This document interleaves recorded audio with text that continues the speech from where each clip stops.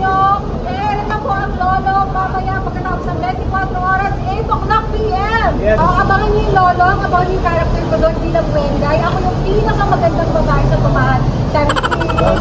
Siyempre ako yung mapagmahal na ina sa tumahan. At abangan niyo kung ako ba ay magiging atubaw o hindi.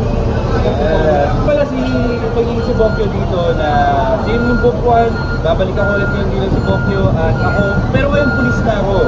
So abangan nyo kung anong mangyari kay Bokyo, kung siya ba ay magiging atubaw din o magiging Ruru Madrid. Ayun. Abangan nyo. Dito na, no? Dito na ako. Ruru. Okay, abangan nyo lolo.